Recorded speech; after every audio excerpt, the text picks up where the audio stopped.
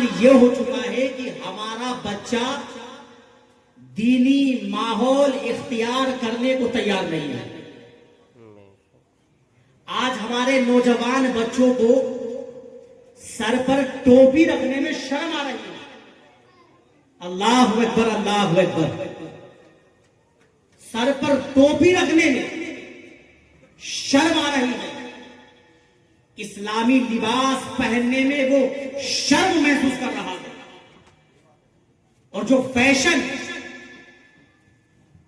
जो यहूदियों का, नसरानियों का जो असल मकसद था कि इन मुसलमानों को बर्बाद कैसे किया जाए, तबाह कैसे किया जाए,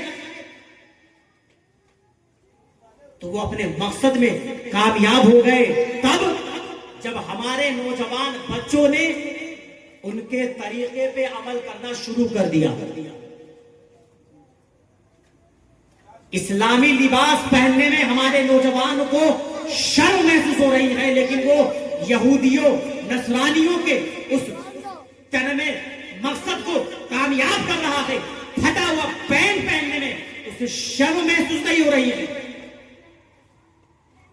बालों में डिजाइनिंग बाल कर कटवा रहा है, तरह तरह के डिजाइन जो मजहब इस्लाम के ताल्लुक से सख्त मना है, हराम है, लेकिन हमारा बच्चा इसको कटवाता हुआ नजर आता है, अपनाता हुआ नजर आता है और फख्र महसूस कर रहा है।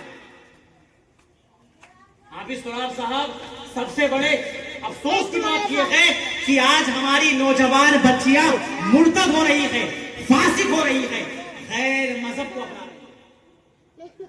ऐसा क्यों? आखिर क्यों हो रहा है ऐसा? इसका असल मकसद वालिदैन है। मेरी बात बुरी लग सकती है, लेकिन बात कायदे की है और हक है।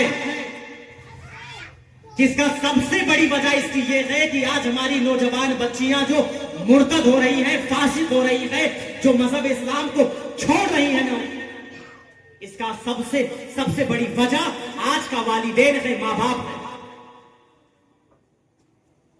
आज हमारी बच्चियां घर से कदम बाहर उठा रही है, 2-2, 4-4 घंटे बाहर रहती है। क्या आप बताइए, वालिदैन की जिम्मेदारी नहीं है कि उन बच्चियों की तहकीक करे, उन बच्चियों से तहकीक करे, मालूम करे। अल्लाह अकबर, अल्लाह रहम फरमाए। बहुत से मंजर देखने को मिलते हैं, बेशुमार खबरें हमारी आंखों के सामने आया करती है। जगह जगह से हमारे पास ये खबर आ रही है कि फला शहर के, फला गांव में, फला गांव के, फला मोहल्ले से फला बच्ची मजहब इस्लाम को छोड़कर गैर मजहब को अपना, फला बच्ची ने मजहब इस्लाम को छोड़ दिया, मुर्तद हो गई, फासिक हो गई। आखिर वजह क्या है? वजह यह है कि हमारी बच्ची अपने घर से कदम उठा बाहर निकालती है और बाहर निकालने के बाद किसी एजेंसी में काम कर दी है, किसी कंपनी में काम जोड़ रही है, किसी कंपनी में काम करने जा रही है, उसकी तनख्वाह बांध दी गई। क्या तनख्वाह बांधी गई? उसकी 8,000 रुपए तनख्वाह बांधी गई, 6,000 रुपए तनख्वाह बांधी गई, 7,000 रुपए तनख्वाह बांधी गई। लेकिन कुछ लम्हों के बाद, कुछ महीनों के बाद वो कितने रुपए का महीने कमा रही है?